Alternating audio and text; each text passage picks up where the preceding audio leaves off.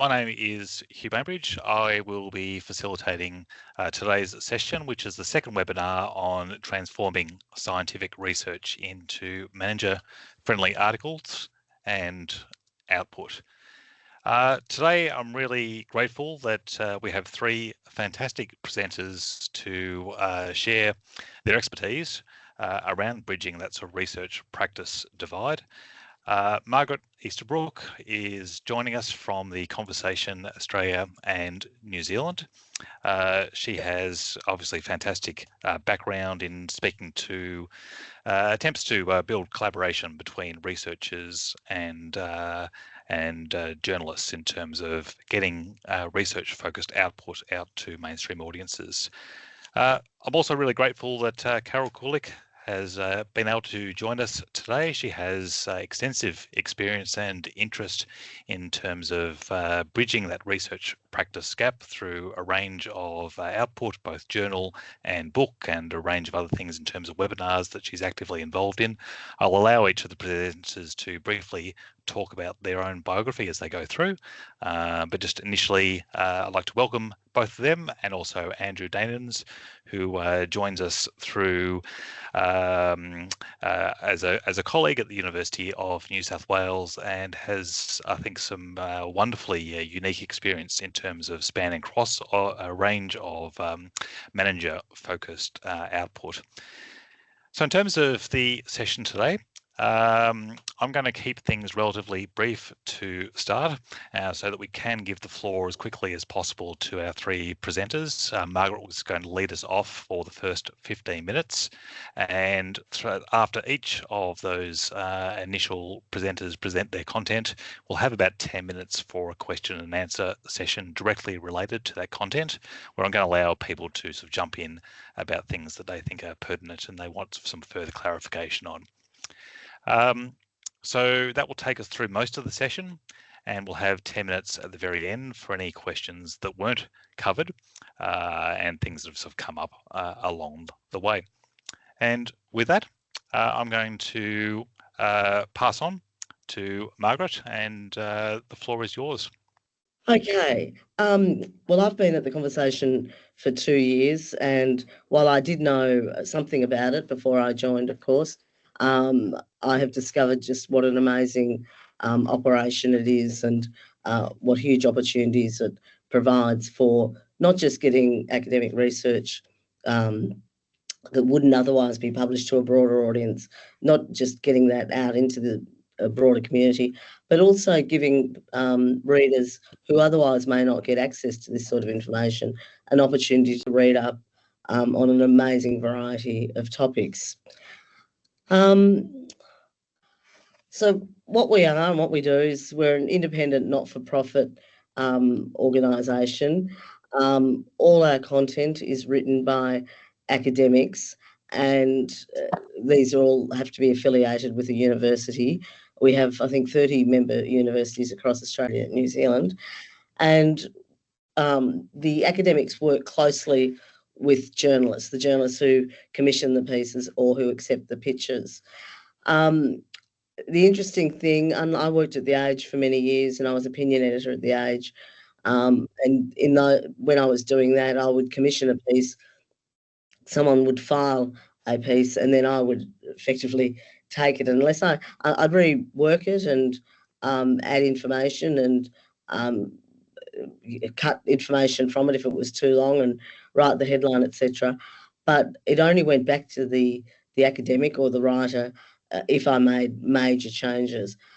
At the Conversation, everything we do, every bit of work we do on a piece is given final sign-off by the person who's written the piece, by the academic.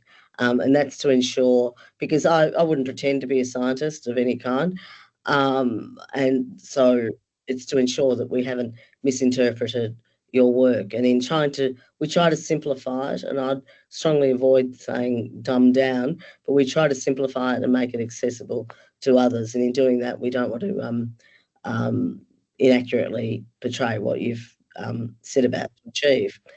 The thing I didn't know about the Conversation was just how far its reach is. we find one thing that our academics are really sort of impressed by is the number of people and the variety of people they'll be contacted by once their pieces are published. As you can see from these figures, the 59% of our authors are contacted by the media after publication, and this will often lead to more interviews and more opportunities and greater distribution of their research. Many say that they're invited to speak at conferences.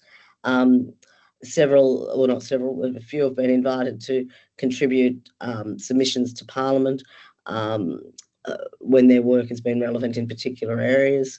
One thing that we're quite proud of is that a lot of our academics will use their pieces and the metrics for their pieces to show what the work they do when they're seeking funding and grants. So yeah, we have quite a real world impact for the academics. And here's just some examples. Libby Sander has been she's been with the conversation for quite some time. I use her a fair bit, and she's always singing the praises of the amount of times that her work gets picked up and the impact it has. And you can see here, she was asked by Harvard Business Review to write for them after one of her pieces was published. All our pieces are free to readers to read on the website, but also to other media organisations to republish. And as a result of this republishing, the readership on a piece can just skyrocket. An interesting thing is that often the pieces will take off and do very well over not just the Conversation website, but on all sorts of websites around the world. It might go quiet for some months and then suddenly picks up again because there'll be a renewed interest and people might republish. So it's we can pick up quite a few people. So it's another reason why we encourage academics to come and work with us. As you can see from this, as I've stated, I work for the Conversation Australia and New Zealand. We have 13 million average monthly page views, including republication. But then there's all the other Conversation editions. There's, I think, 9 around the world covering Africa, Europe, Indonesia, Canada. You can see there quite a few sites. And we have, when we combine those, we have 42.8 million average monthly page views, which is not a bad figure. This is just a great chart that was done for me, showing, for example, the reach of pieces from the University of Southwestern Sydney, which shows that, New South Wales, which shows just how many of the readers are from outside Australia. And you can see by that map that while there's a lot in Australia, the work from University of New South Wales is also picked up widely around the world. I did explain already that where we have teams working and we're scattered across the globe. I mean, there are obviously some areas where we have very little representation, but we have sort of made our way into quite a few places.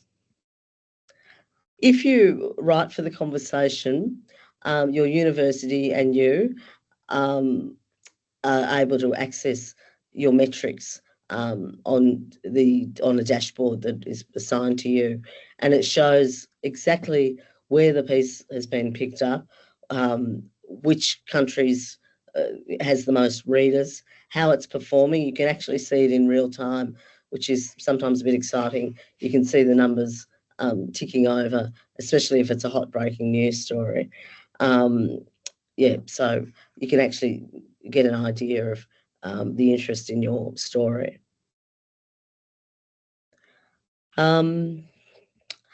With the Conversation, there are basically four main types of stories that we publish.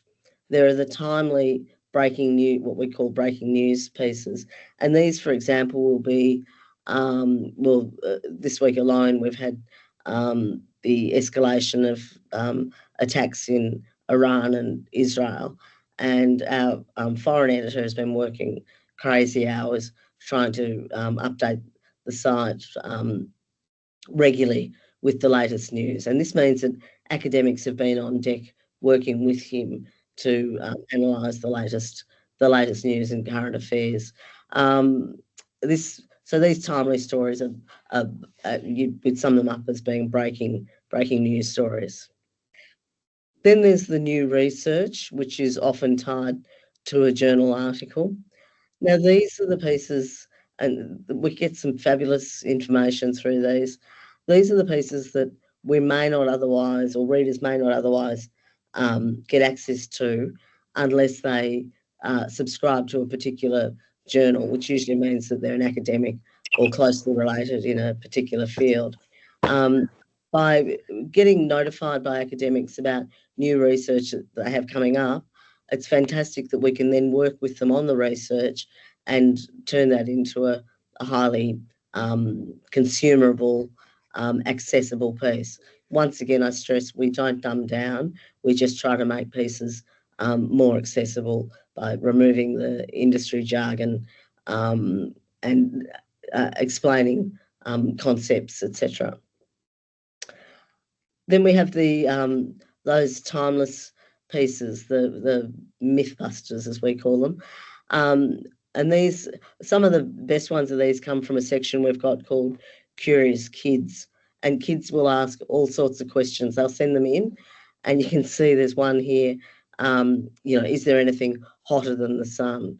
A child wanted to know. So we then call on relevant academics to write in response to these pieces. And they might be, we sort of might laugh and think, oh, well, these are sort of childlike type pieces, but there are some really basic questions that make them great, great reading. And then there's other things like, as this one here, why do we wake around 3 a.m. and then, stress about what we're doing with our lives, etc. I probably just gave an insight into myself there. So, yeah, we've got the Mythbusters. And then we've got our excellent books and essays section. And these are pieces that analyse upcoming books or authors or essays that have yet to be published or are soon to be published. And so we can tell our readers about what's coming up and what's interesting and what's out there.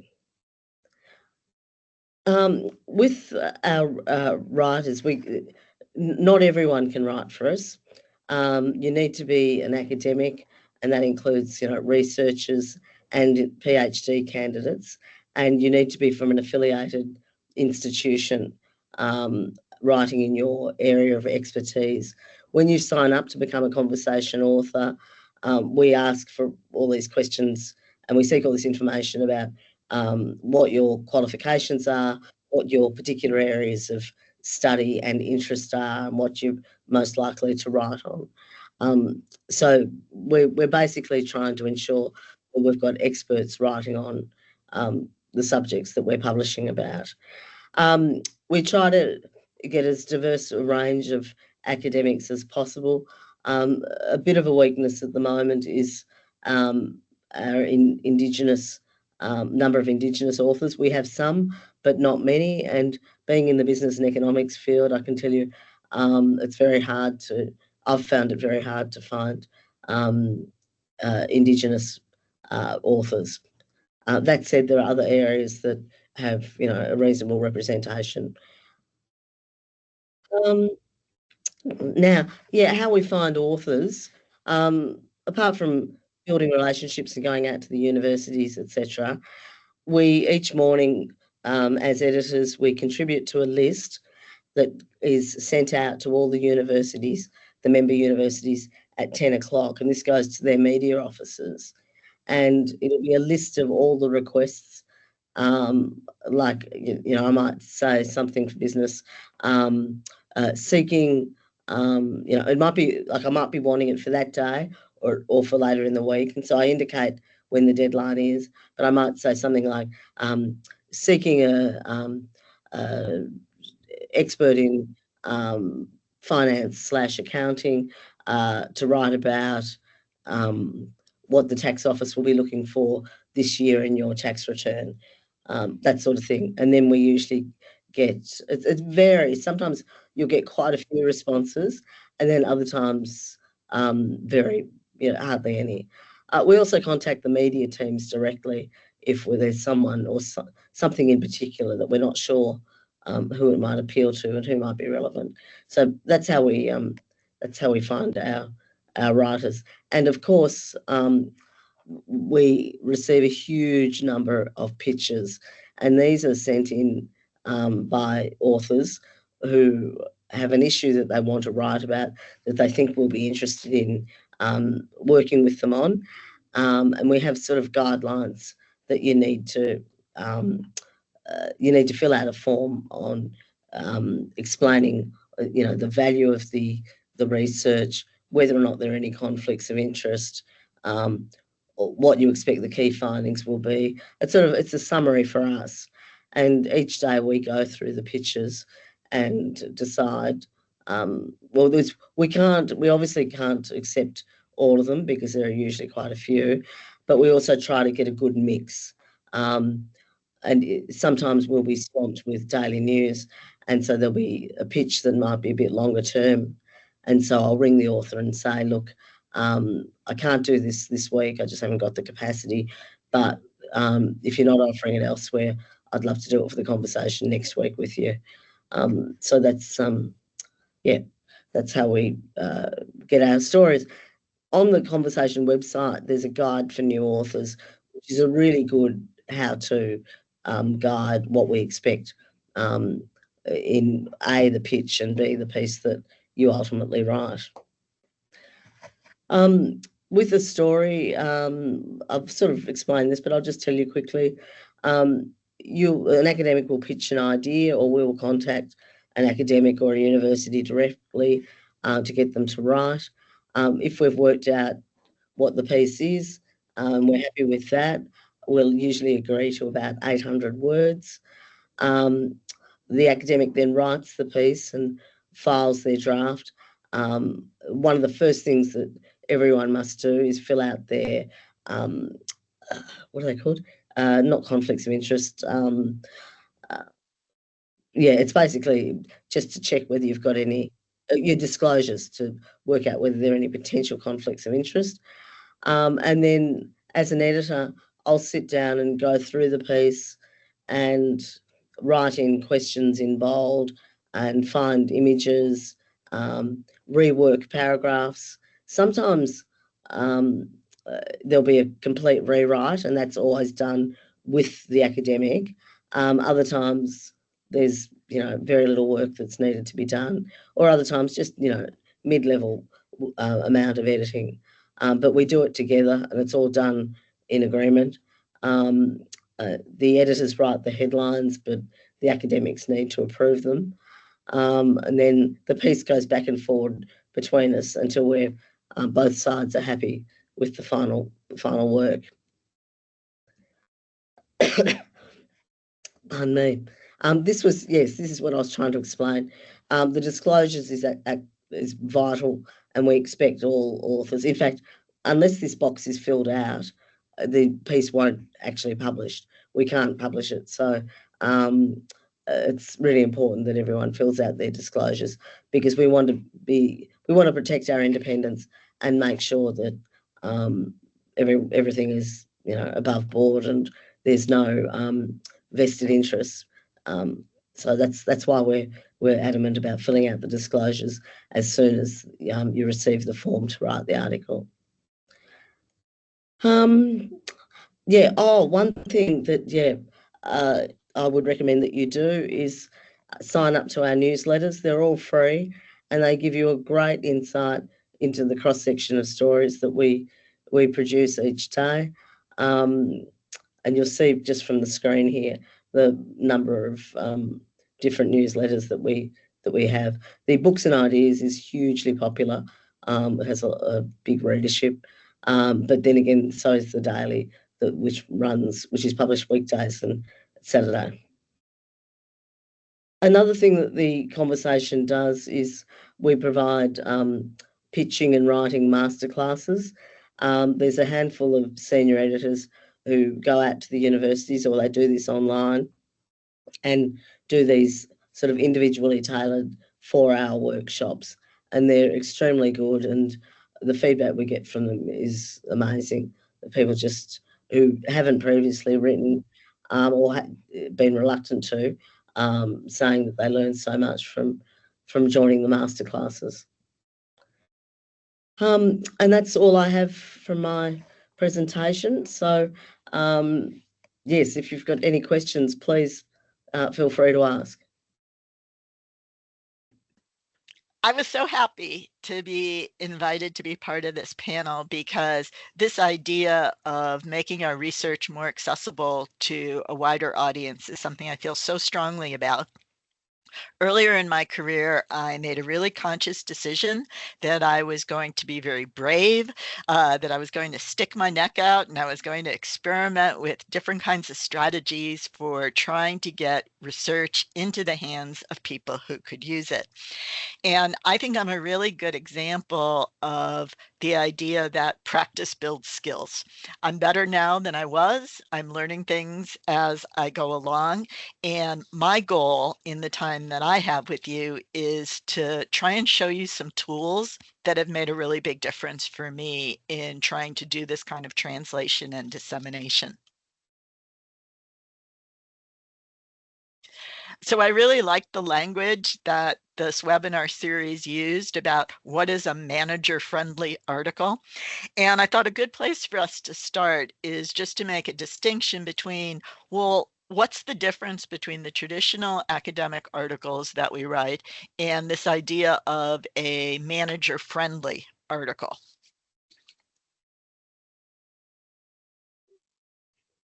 This is a slide that my University of South Australia media team always shares with us. And I think they usually do this to keep us academics from doing too much tweaking of media releases that come out of their office. But I found it really useful to understand how a journalist approaches a story versus the way academics would approach a story. When we write an academic article, we're usually trying to put in a lot of content at the front that will lead to a conclusion. So we're trying to provide all of our evidence before the conclusion. And what journalists always tell me is that they flip that in a news story, because what you have to do is get your conclusion out very quickly. You may not have your reader's attention very long, and you want to make sure that if they don't read past the first paragraph, that they're still going to get the main content, the most important thing that they need to know. So this is a model that makes a lot of sense to me, because we know managers are really busy and we may only have their eyeballs for a very short period. So it's something I try and think very consciously about when I write manager-friendly articles. How can I get what I need to say out as quickly as possible? And then I'm going to highlight two other differences that I think distinguish manager-friendly articles from our traditional academic articles. One difference has to do with who we think of as being the audience. And I make a distinction between end users and next users. In my academic articles, I'm often hoping that an end user will see something in the research that will help them to change their organizations. So in the practical implications, I'm giving some advice, I'm making some recommendations, but usually the people that I'm targeting there are people at the top of the organization, people who have power, the CEO, the HR director, senior management. But when I write a manager-friendly article, I'm usually thinking of people who may not have that much power. They may be everyday line managers. They may be people in the organization who are experiencing this. And another kind of variation of that distinction is that when I write an academic article, I'm often trying to target organizations, employers, this sort of macro level. Whereas when I write a manager-friendly article, I'm often kind of scaling it back and thinking, well, how would an individual use this information that I'm sharing? And the other thing that I think makes a big difference between academic articles and manager-friendly articles is a point that I thought you heard Margaret make several times. Timing is everything. We can publish an academic journal article anytime, right? It's always going to be relevant and important. But depending on the timing, your manager-friendly article may get more traction or less. And I gave an example here that a lot of the work that I do is about diversity and inclusion. So a lot of times I'm writing about women and women in leadership or women in negotiation. And it used to be that putting out a manager-friendly topic, a manager-friendly article on those kinds of topics, International Women's Day would be a great time because organizations are thinking about gender. And what I've seen in the last few years is that's getting to be a really crowded space. So now what I'm more conscious of is trying to watch for other things happening in the news that I might be able to hook into, like, gee, for the first time, we have a female CEO of company X. I can kind of leverage that to write a manager-friendly article that is about gender and leadership. So that's some really broad brush differences that I see between academic articles and manager-friendly articles. But I want to make another distinction about different kinds of manager-friendly articles. So you just heard Margaret talk about the conversation. And that's an example of a researcher-authored manager-friendly article. So outlets like The Conversation or Harvard Business Review, those are usually ones where the researcher says, you know, I've got something to say on this topic, and the article is going to come out under their byline. But we also have other outlets where it's a journalist who is actually authoring the article, and our role as academic researchers is to comment on it or to provide input on it. And I'm thinking here of outlets like ABC News or the Wall Street Journal. Now, I personally have experience with both of these categories, and I also want to point out that we have some publications that go both ways. So for example, if you think about the Australian Human Resource Institute's HR Magazine, I've worked with journalists on articles that have come out under the journalist byline, but I've also authored my own articles. So some of them can go in both directions. What I want to focus on are some of the things that I've learned by working with journalists on articles that they've authored. That's the starting point, and I want to give you a couple of tools. So when I first started talking with journalists, I was really anxious about it. I was very nervous. And I would think, how can I even anticipate the questions that they're going to ask? How can I prep for this? And then I read an article about how politicians prepare for town halls. Now, you can imagine that a town hall is kind of a scary event if you're running for office, because who has any idea what a citizen is going to ask? The questions can kind of come out of the blue. And what this article said is that politicians actually don't try to prepare for every question.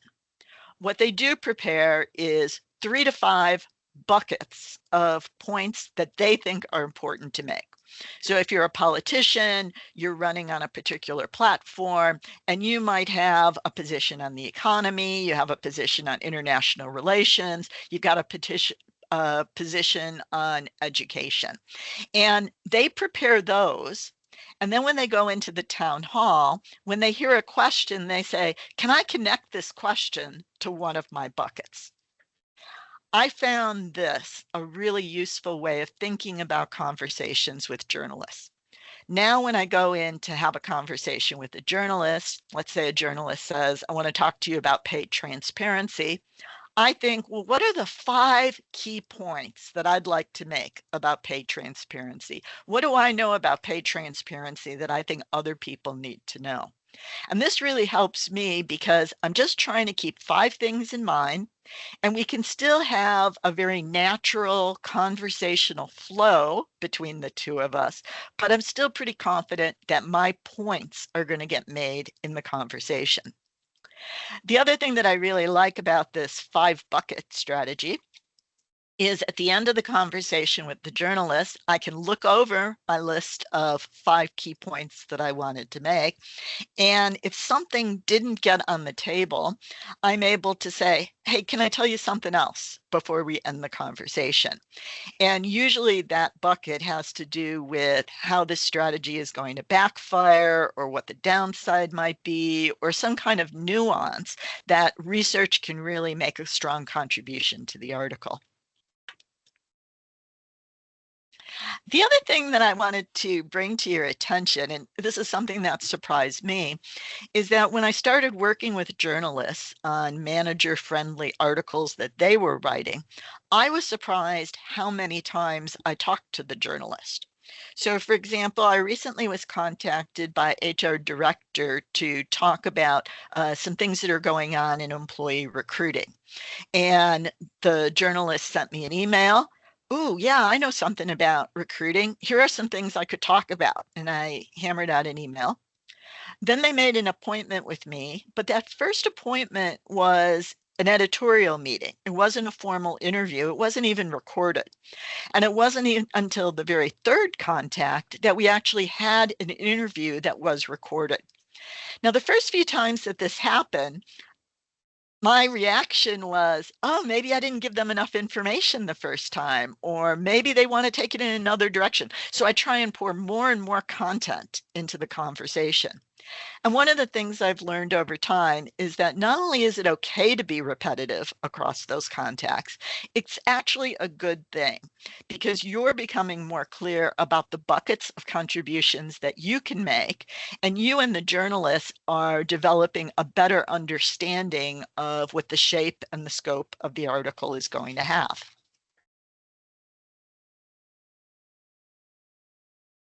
Now, this is the most important slide in my deck. I think that one of the things that I have found really valuable is to recognize a pattern in the kinds of questions that journalists are most likely to ask academic researchers. And I've learned now to use these questions partly to define my buckets, but definitely to format how I talk about my buckets. So 4 particular examples. Journalists will always ask, how many? Why is it important? Who cares? And so whenever we're trying to write a manager-friendly article, this is the starting point. Why are we even bothering? Now, a big part of the research that I do has to do with mature age workers. And this is my answer. You know, in the Australian workforce, there are 4 million workers over the age of 45. So I think organizations need to be acting on this issue because it's actually affecting 40% of the workforce. That's not trivial. The second question that journalists always ask is, how big? What difference would it make if organizations actually took your recommendations and changed things the way you're suggesting? Now, I'm going to make a really strong statement here. It's one that I really do believe in. I think one of the biggest barriers that stands between us as academic researchers and the managers that we're trying to reach as an audience is multiple regression. So I think that in so much of our research, we're used to looking at regression analyses, correlation analyses, that it's very natural for academic researchers to say, more of this means you're going to get more of that. Or if you do less of this, you're going to get less of that. We don't actually have a lot of practice as academic researchers saying how big, how much, what difference would it make? So I'm going to give you an example again from my research on older workers. I'm not making eye contact with you for a moment because I am going to actually read this. These are a few lines that I have shared with journalists in the past. A disengaged worker delivers only 60 to 80% of their salary. In Australia, the average salary might be something like $80,000. So a single disengaged employee would cost their employer $16,000 to $32,000 a year. But older workers are usually at the top of their career ladder. They're at the top of their salary scale. So they're making much more of a salary. So that $32,000, that's probably a floor. That's like the best case scenario. A semi-engaged older worker is going to be much more costly. Now, I really like those couple of sentences because I think that they speak some truth. They're very consistent with my research, but they're able to put it in very quantifiable salary terms that a manager can relate to. The third question that journalists always ask me is, like what? Give me an example. And so one of the things that I've really learned is that every statement that I make to a journalist, I want to be ready with an example. So if I'm going to make the case that organizations need to provide greater support to mature age workers, I need to be ready to say, for example, they could provide reverse mentoring where they team up an older person with somebody at an earlier career stage so that they can learn some technical skills and keep up with those developments. And the final question that I always hear from journalists are there any examples of companies doing it right? And what I have found is that when you have a great example of a company doing it right, and just at the point where you're sort of patting yourself on the back and saying, yeah, I nailed that question, I really had a good example, the journalists would say, yes, but do you have any local examples? Are there any examples in Australia? Are there any examples of companies in our state? And so I try and think really carefully before I talk to the journalist of, do I have examples ready? Can I provide any good indications of that? So these are some things that I've learned to be better prepared for when I talk with a journalist about an article that they're writing. So this is my big finish. So I was just telling you about how I prepare to talk to a journalist about an article that they're authoring. And I told you 3 tools that I think about. One is to recognize that they're using this upside down pyramid. What matters to them is trying to get the conclusion out first. A second tool is trying to think about these buckets. What are the 3 to 5 points that are really important for me to make? The 3 to 4 points that I really want to be sure and get on the table. And I want to be prepared to answer those 4 questions because I think they're the things that are most likely to get into the article. What's important, though, is that even though I learned those tools working directly with journalists about articles they were writing, now that I have the tools, they're exactly what I use to write my own manager-friendly articles. So I start out thinking about the upside-down pyramid. I create my 3 to 5 buckets of the points that I want to make, and then I ask myself those questions that I showed you on the previous slide. But here's my real punchline. Now that I've learned these skills, I have found that I am building them directly into my original academic articles.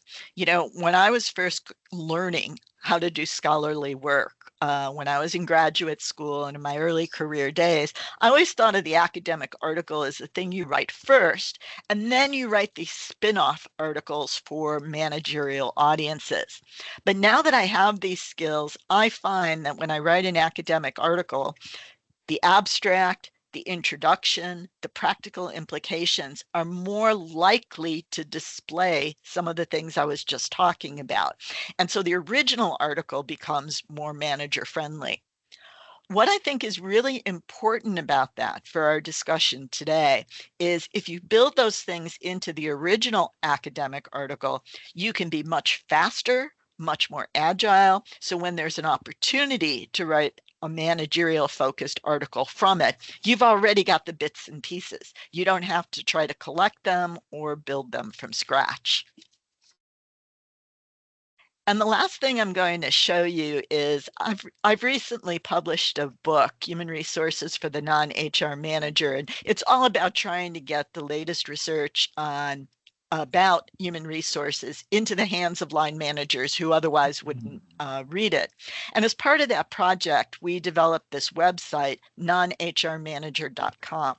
We've been using that as a place where we can store manager-friendly articles that me and my co-author have either authored or worked with journalists on. So if you'd like to see some examples about how I use this in practice, that's a really good place to look. I'm Andrew DeHanens. I'm an academic within UNSW Business School. I'll be covering a slightly different angle, but one that certainly complements exactly what Margaret and Carol were talking about. I'll be covering a little bit about media outlets, different ones, as well as timing considerations that go along with that. I've been incredibly active and probably one of the most active junior scholars around in the HR and OB field in terms of doing publications and contributions to media. And so I get a lot of questions about what this looks like, what to watch out for, and really how to get started. So that's what I'll be talking about today. I have covered a variety of different outlets, from trade publications to mainstream media, covering different industries and different publication outlets, like things like going from HRM Magazine to Lawyers Weekly. I've covered liberal outlets as well as conservative outlets as well. And you'll see that I've covered a lot of different topics, and everything from turnover right to disconnect legislation, organizational change, commuting costs, managing work arrangements. You might say, wow, that's a really wide field. In many ways, these are just related to our own expertise. These are topics that I would feel most HR academics have the capability to talk about and cover. You just have to go about it a certain way. We're often talked about the question about how do we enhance our research impact, and we even have discussions about how to do that, how to be more engaged scholars. And I think of it as in the same way that Carol presented the triangle, and for people watching this online as well, is I would say it's actually to put impact first, put impact before your research. Think about this first and foremost, because it's really going to change your audience and how they receive it. The realities of our social impact and engagement is, our academic research is too narrow, too slow, and too unwieldy for most audiences. That's the same case for our practitioner-oriented outlets, even the publisher spotlights that we often have after we publish an academic piece. But because this is naturally because we've thought about and worked on it for a long time in our areas of work and a level of depth that most everyone hasn't done so. So if we want to have more impact or engagement, we need to meet the problem head on. We need to discuss the consequences and offer solutions. And a specific example of that is I do turnover research, I do managing change. Turnover is always a big problem, but the timing of it evolves and changes. Sometimes we're in great markets where it's incredibly competitive to find good talent. It's incredibly costly. Lots of people renegotiate their jobs. And then there's other times in fields where it becomes a little bit more of an employer's market, where that ebbs and flows, and then the career advice switches more to job searches, negotiations, and things like that. But our core area and my research and what we're learning together doesn't change. So ultimately, a lot of the talk about social impact, even push from journal articles, we aren't really doing what's necessary, especially in terms of partnership, timing, and the language that we use, which is a big one. And I would say even some of the pushes from the Academy of Management and a lot of our are outlets that are pushing more towards practitioners, we're still using unwieldy language in our titles. So everyday managers, they don't understand it, and they're definitely not going to read it. So our news lifecycle from our perspective as academics is we either approach an outlet directly, that's specific journalists, that's specific editors, that might be an outlet like The Conversation. An outlet searches you from what you've done or your area of expertise, finds you via university channels, or it picks it up, the story, from an internal newsroom. And I'll talk a little bit more about that in a second. The Conversation is one of those particular places that's external, but still a way to really expand that story. Then you're going to get contacted by several journalists, or you're going to continue that conversation with them, and then you might have more expanded outreach after you've done so about, helping that reach maybe your personal network. The overall goal for us as academics, and why journalists are interested in talking with us, there's a lot of people who could talk about turnover, or talk about mentoring, or talk about what our experiences are like working remotely. But our purpose is to provide some expertise to a mainstream audience, but it's to have a credible conversation, and one that comes with integrity. One of the differences is, as academics, we're ideally have a sense of independence, and that presents us an opportunity to talk credibly about topics because we've dealt with them quite considerably, but also that we have a level of integrity, that we're trying to sell something, or we're not trying to push an agenda. There are many different outlets you can cover, and with each of them, there is a level of awareness that you should have with the differences between those. Mainstream outlets, they will not have a story, and it is not a story unless there is a specific emotion attached with it. If the story doesn't make you feel angry, jealous, scared, nervous, excited, heartwarmed, if you can't put one or two emotional chords attached to your story, or how somebody should feel about hearing your news, it's not a news story. It also has to have scale. As we've talked about before, the larger the scale, the more people it affects, the more significant change that it has for a key demographic or people, the more likely it is to be a story. It also has to have a winner or a loser, heroes or a villain. And this is often the case, that even if you're in a story or a larger segment with multiple voices, they will pit your voice against with another in the spirit of trying to be fair and balanced, or to have a more deeper conversation. Mainstream media outlets are more likely to be what was known as quote shopping, and they might already have an angle in mind. Particularly with commissioned journalists, they will already have had an approved angle by their editors. So they're already going to be coming to you with that idea in mind. Mainstream outlets might be quote shopping. They might try to trigger you and get to say something, or to try to get you off guard or uncomfortable. For example, for me, whenever that was talking about hybrid or remote work or flexible work arrangements, the immediate question is, what does this mean for blue collar workers? But our police officers, our nurses, they can't work remotely. And then you would explain to them, there's a lot we can do with it. There's a lot of opportunities still available, but that they'll try to get you off guard with those. They're more likely to publish the most interesting that you say, especially if it opposes other viewpoints. Trade journalists, on the other hand, they're going to have a specific and a stable audience. They're going to have a particular industry that they are working within. So, that conversation's, it's going to be more inclined to have a longer term relationship. These individuals are more likely to be a little bit more friendly with you, and they're interested in having maybe a longer term relationship. So the conversation will feel different. And in this case, they tend to publish almost everything you say, and you at least will have an opportunity to publish larger quantities of it. And different trade outlets will cover differently, but they can be a good target with that. These individuals are commissioned, so they're paid by different features, or they might be running many stories at once. So you sometimes have to grab their attention and just say, I have a topic in mind, or I have a lead, and you send it to a particular journalist, and that can be a larger thing. Okay, if you want to be on the news, some people have these goals in mind, some people don't. Get ready to be fast. The key challenge with the media is they're always looking for a story, and the mainstream is always chasing a breaking story, which means it happens today.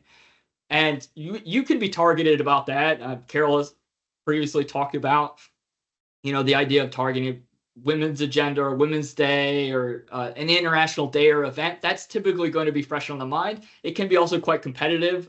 The more impactful, the more controversial the topic, the more people and voices want to share their opinions or want to share what they know or their perspective. So there is a balance to be found with that.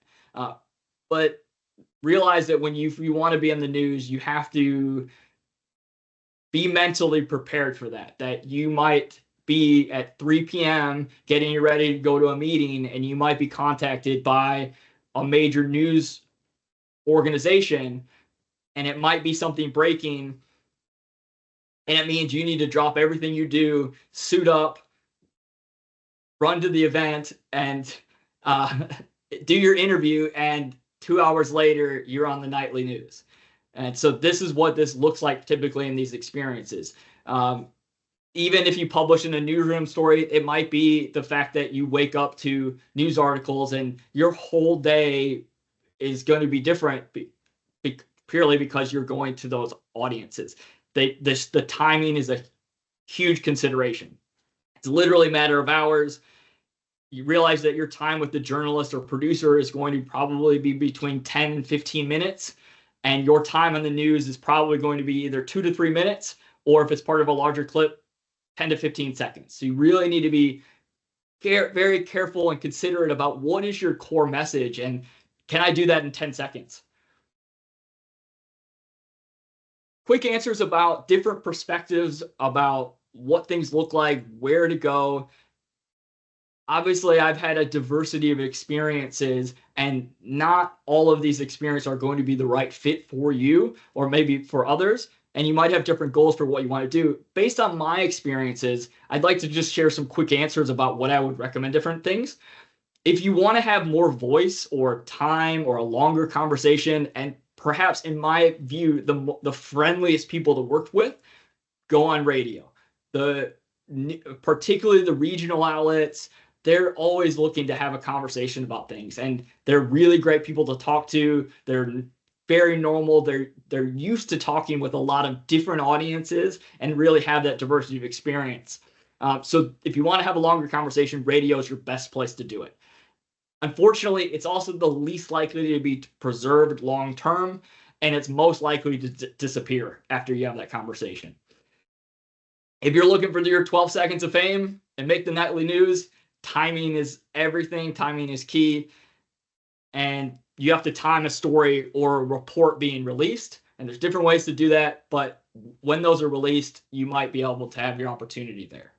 If you're interested in preserving your voice or being just more targeted in your application, particularly around your area of comfort or confidence, trade publications are the place to do that. If you want to get started for the first time, if you're saying, I've never done any outlets, I've never had any experience with doing this, the best place to start is not targeting journalists that publish a lot of different things, but to publish with a columnist who has a weekly topic that they cover. And for example, in Australia, outlets like the Sydney Morning Herald has a relatively approachable column, and there are columnists that have a weekly segment, and they might talk to you about a different topic. And approaching those types of journalists give you a best chance to really get started in this field or industry and to build up some legitimacy as far as you're doing this work. The most inclined to waste your time, I would say the newspaper reporters, the ones that already have an angle in mind, want to say something really specific, and that might not jive with what you want to talk about, and that's okay. Just realize that they're most likely to waste your time if you're not going to meet that angle. And I would say, the difference between outlets and their perspectives about things varies considerably. Radio bulletins, I would also say, are probably number 2 in this, because the reality also for us is we're also not producing breaking news in our research. And so although you'll get lots of calls and attentions about going on the radio bulletin, it's just going to be reported grab. And unless you say something really controversial or really significant or really crazy, it's probably not going to make your city's nightly reel. And that's a good thing for most of us. So just realize that probably has the biggest danger for academics and probably is not going to be used, but it's good practice and experience. Podcasts, I'm not really sure. They could be huge if they have a really wide audience, and they could be absolutely nothing. They are viewed with less legitimacy, but they also could have larger outreach and really significant interest from a specific demographic at the same time. So I think the whole media field is still open and up for that. Good messages and stories, they're going to relate to personal experience, connect with certain emotions, offer practical tips, use evidence to support your claims, give examples, and link to values. That's a really key one, particularly if you're covering an outlet, and that's a way to connect and link into what the angle that they're trying to describe. I often say that, these are core Australian values. Like these are something that we all want to have happen or achieve. You want to avoid absolutes. There's a whole few of that. If your organization, if your university offers media training, I definitely recommend you do so, because there's a lot of expertise and experience around this as well. Think about your core message. Again, your core message is something that you can say in 9 to 10 seconds. It's the most important thing you want to say. Say it first, and often say it often as well. Be prepared to prove points and try to fit and understand the angle that they're coming about. This is easier said than done, but realize that will fit in with whether the story gets published, whether what you say is used, and potentially some of the danger points about the questions that you're going to be asked. As far as quick tips and interview tools for delivering your narrative, there are different approaches to go about this. Potentially, you could be offered a lot of questions that you feel are off topic or aren't really fitting with what you want to say. So these are ways to help you get back to your core message, the core thing that you really want to get out to everyday people and the wider audience and get it out into your community. And these are all different phrases to help you return to really what you are aiming to say. One thing that I don't feel like people talk or consider enough about is what I would call understanding where your cap is. When we publish in academic journals, our cap is other academics who read that particular journal on that particular topic that you're interested in. That's your cap. Your university might have internal outlets that can help you reach a wider audience than strictly your academic journals. So do publishers as well that can help you have a reflection piece. Even your internal audience might have a different cap as well. And you need to basically find a way to reach the journalists that let you say what you want to say. That's the dynamic when you reach with, for example, we have Business Think at UNSW, which lets academics within the business school or surrounding areas really talk about business. But that differs from reaching UNSW Newsroom, which is going to absolutely hit the eyes and ears of journalists that you need to talk to expand your story. So you need to reach the newsroom, and you need to think about the cap, because that is so key to reaching the right audience of what you want to say. We also think about outlets along a political spectrum, but that tends to impact more how your message is perceived rather than the topic is being covered. And one example of that is I've developed a reputation, particularly around when conservative outlets want to talk about well-being. I could help have a moderate conversation about that. And it just impacts what the questions they want to say, but it doesn't impact that the topic is covered. You'd be quite surprised about that. Realize that there's also seasonality across topics. Your afternoons and those core windows are the most likely time where there's space that a journal outlet, a news agency wants to have time filled with something legitimate or substantial. And so afternoons is probably going to be your best window to get research into that camp. Also, around the end of the year, particularly November, time before the holidays, this is also the time and window where there's often the most space to be filled and represents the biggest opportunity for researchers to have. Unfortunately, it's often when we're the most tired and probably most busy for our academic calendar. So it comes with considerations. Some closing points here that I would also just add here is academics, we have a research identity. We have some expertise. We have the same brand for our teaching. Realize that the more media you do, the more likely you are to develop a media identity that differs between these two as well. All of my topics comes around the core function of HR and key areas, but my media identity tends to be much more about well-being, tends to be much more about commuting and transport and applications of turnover, which differs slightly from maybe what I had aimed to talk about in a particular week. That's a natural part of it. The final reality is that no matter what we might think about different outlets and fields, journalists and media outlets are really concerned with their own internal policies, and they have their own code of ethics. And there are things danger points that we might misunderstand about our relationship with different outlets. You're absolutely going to be recorded. You can certainly say something is off the record or personal, but realize at the end of the day, you are recorded and there's never any guarantee. So be mindful of that.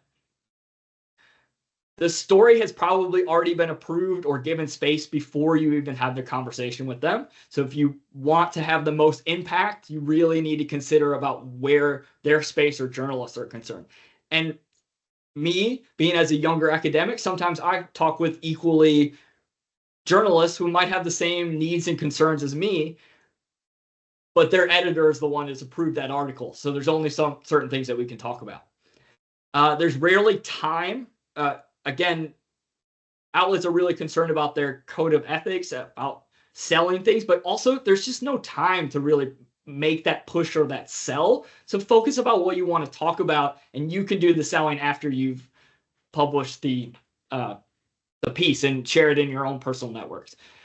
Certain higher qualities will definitely not allow you to check quotes or see the article before publishing, and it's probably not a good use of your time anyway.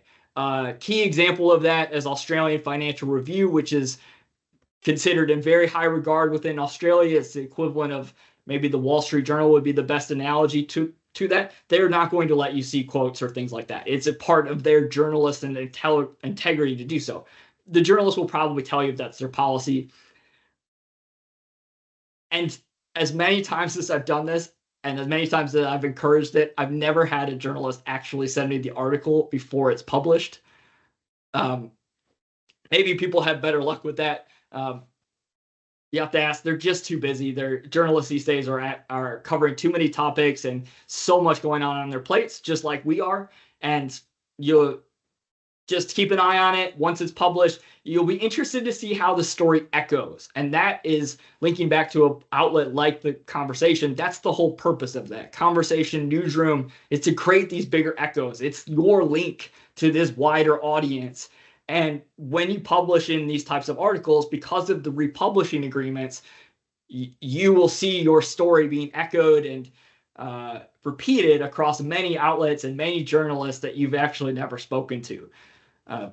it tends to be quite similar to what you want to say. So there's really no danger with that, but it can be an interesting thing. So that's a big push for wanting to push those outlets. Okay, thanks for taking the time to listen to me, and especially for the people who came today, as well as might be listening online as well. I wish you good luck in your media contributions as well.